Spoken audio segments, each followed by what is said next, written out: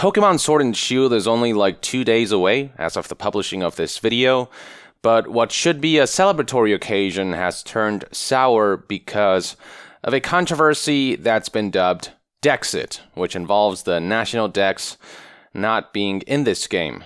There's only so many Pokemon who are going to make it into the new title, less than half of them, in fact, and this has got a lot of Pokemon fans who've kind of built up this library of Pokemon who have their favorite Pokemon they want to bring with them into this new game upset. Kind of puts the whole idea of gotta catch 'em all. And this whole idea of your journeys from the past mattering, it puts all of that in jeopardy. Now, a lot of people would be able to understand if Game Freak provided good reasons for why they had to cut the national dex, why they can only bring less than half of the Pokemon. But a lot of people don't feel satisfied with Game Freak's response on this front, and as the game approaches launch, leaks are happening, and those leaks suggest that a lot of the reasons they provided aren't even really true. So this is an article from Nintendo Everything. The headline reads, Game Freak elaborates on Pokemon Sword and Shield's inability to bring in Pokemon not in the Galar Pokedex, Pokemon Home, and more. This article was published a few months ago during E3 2019 on June 16th. So here are the reasons that Game Freak's Junichi Masuda and Shigeru Omori provided on why they couldn't bring all the Pokemon into the new game. So this right here reads, quote, with a shift to the Switch, the amount of time needed to make the graphics more beautiful and the animations more lively has increased. Balancing for new Pokemon with new abilities has become very hard. It'll be hard for all the Pokemon to appear even in titles going forward. With Pokemon Sword and Shield and the need to redo models, that's the big quote right there, they had to make a decision. Another translation here by Nintendo Life can be found. So the question that was asked reads, considering the quality of graphics in Pokemon Sword and Shield, it certainly would require considerable time to do that kind of work for every Pokemon. And this is a question or a statement from a Famitsu interview, which Masuda and Omori responded as follows. I was personally sad about this decision. Of course, had it been feasible, I would have liked to make it possible to bring every Pokemon into the game. However, this was a choice we needed to make sooner or later. In the end, we had to choose quality. Omori then chimed in with this. Masuda and I discussed this issue a great deal. Even for Pokemon Sun and Moon, it was quite a difficult situation to make it possible to bring every Pokemon into the game. Now that we're moving to the Nintendo Switch and remaking the models from scratch, that's important to note right there, we had to make some kind of choice. That said, despite the limitation on the Pokemon that can be brought into the game's wild area, story, and other content is quite rich. I believe that players will understand that when they play the game. So with those quotes in mind, that brings us to today's issues. This Reddit post, which has kind of blown up, reads, leak, confirmed, models are reused. So this information comes from data miners who managed to get their hands on Sword and Shield early somehow, and they've dug in through the game and they've discovered that Pokemon models are identical to 3DS, that have not been created from scratch as Game Freak suggested, and there are even Pokemon models in there of Pokemon that have not been included in the new game. The models are ready, but the Pokemon are not accessible. So like Bulbasaur, for example. This is a Pokemon that's been cut, but its model was found in Sword and Shield. The white represents the Sword and Shield model, and then the black represents the 3DS model. A lot of people have noted that they're pretty much identical. And then here's another model of another Pokemon. This is for Noibat. Once again, pretty much identical if you look at them side by side. Here's another post that's blown up that reads hashtag Game Freak lied, and then the body of the post says, it needs to be said, after the recent news that has come out proving once and for all they lied about having to cut the decks to make the models from scratch, this needs to be spread around. We cannot trust Game Freak anymore. For this, I propose my own hashtag. Share the recent post about the subject and use this hashtag to get it going. And then here are some links to Twitter images that further confirm that models may in fact be exactly the same as seen on 3DS, that the models in Sword and Shield were not in fact created from scratch. So here are some samples. And then here's another set of models, all of them confirming the same thing. The models are pretty much identical as they were before, not in fact made from scratch. Just, I guess, upped in scale and resolution and in fidelity, but not necessarily different in any way from previous entries. And then on Twitter, speaking of hashtag GameFreakLied, the hashtag has in fact begun to spread.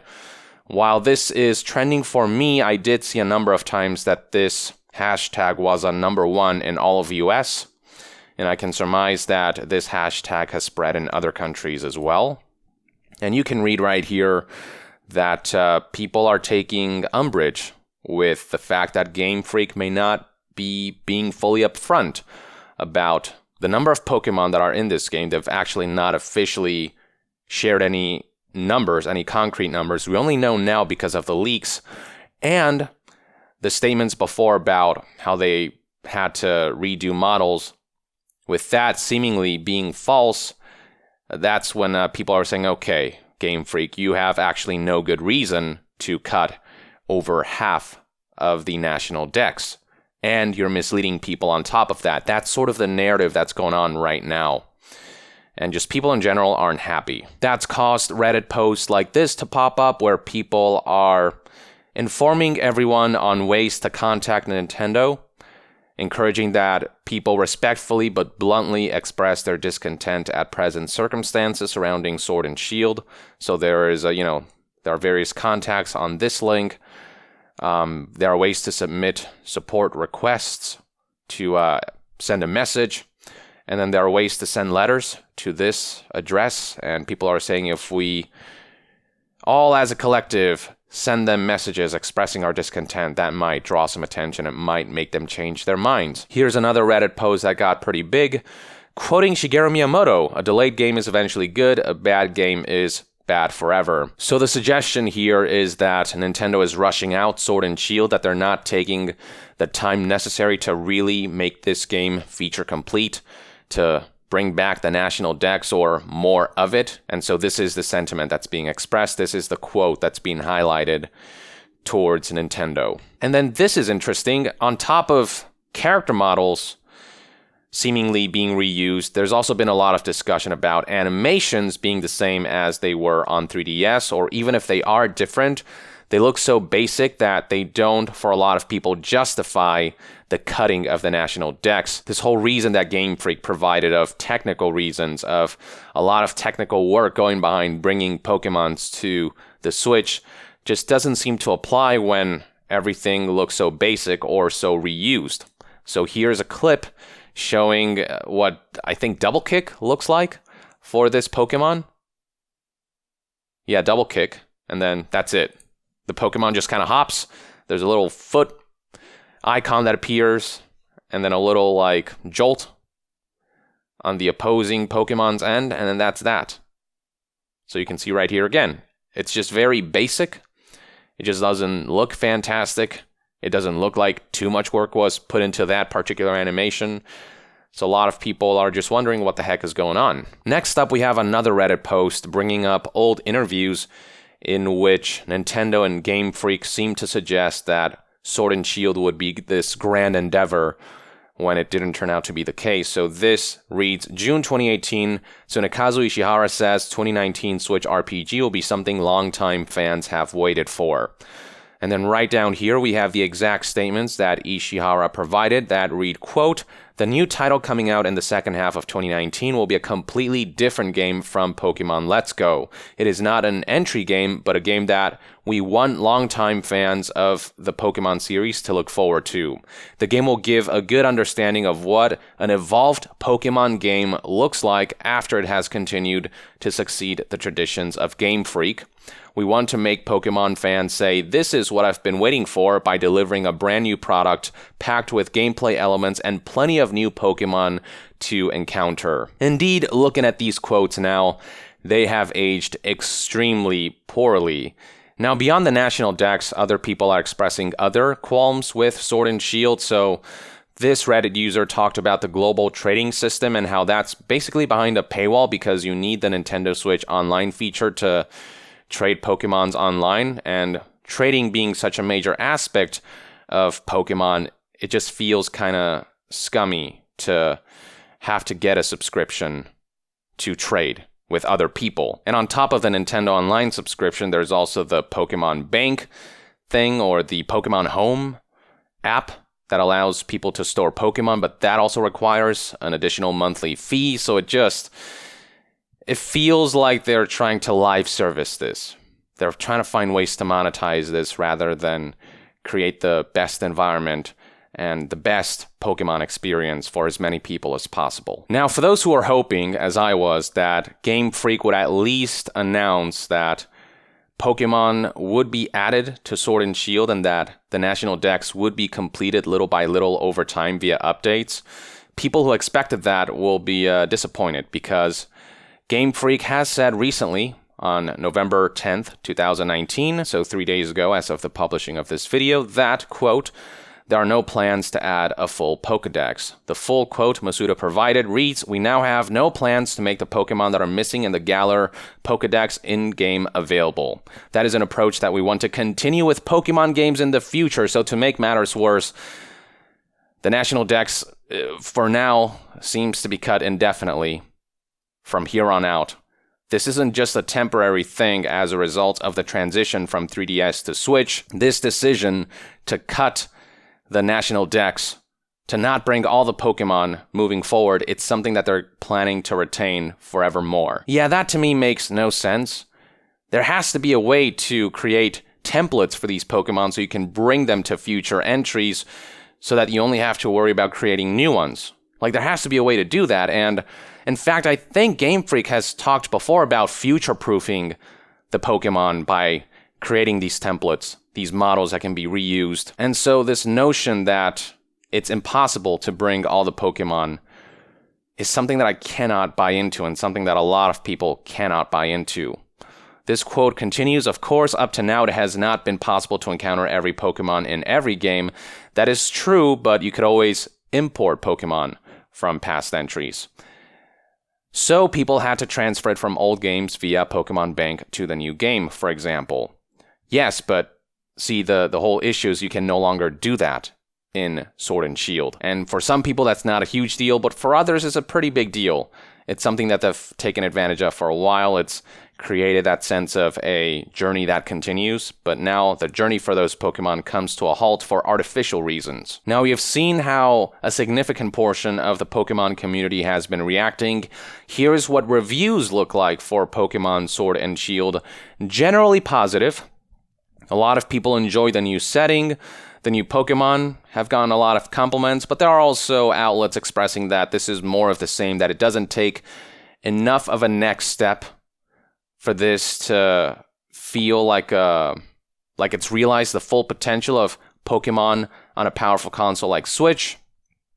There's talk about how certain features feel just half-baked, like the game's lacking some polish and some finishing touches, like the game's been rushed to release. That's a sentiment that I've seen expressed by a couple outlets. Generally, there isn't an outlet saying that the game sucks, but there are plenty saying that this is just fine. Like, this is Pokemon playing it super safe. And I guess this would have been enough for most fans if it weren't for the fact that so many Pokemon are being cut. Now, while there is a portion of the community expressing negative sentiments towards all of this, there are others who are trying to cheer Game Freak up, because apparently, according to outlet Waypoint, or a podcast called Waypoint, according to one of the hosts there, the morale at Game Freak is seemingly at an all-time low. And keep in mind that not everyone at Game Freak had a say in the way this game's being shipped, the way this game is cutting so many Pokemon. A lot of most developers at Game Freak, they're just doing what they're told. It's a lot of the higher-ups and the decision makers who probably decided to cut the Pokemon, so it's important to give the ground floor developers some slack. And so a few days ago, on November 9th, 2019, the hashtag #ThankYouGameFreak began to spread. Now, this was before today's incident where people discovered via leaks that models are being reused on top of the animations. So scrolling down here, there's just a bunch of tweets expressing gratitude towards Game Freak for the games that they've created, the fond memories that people have formed through Game Freak games. And that's all well and good. If people want to support the developers who are downtrodden, especially those who have no say in all of this, I think that's a nice thing that people are doing. It's nice to see some positivity amongst this stormy cloud. But at the same time, plenty of people are still upset. I think the issue with all of this is Game Freak's poor communication on this front. It feels like they are withholding information, that they're not being upfront, that they're not really providing good explanations. And that's what people want, a good explanation.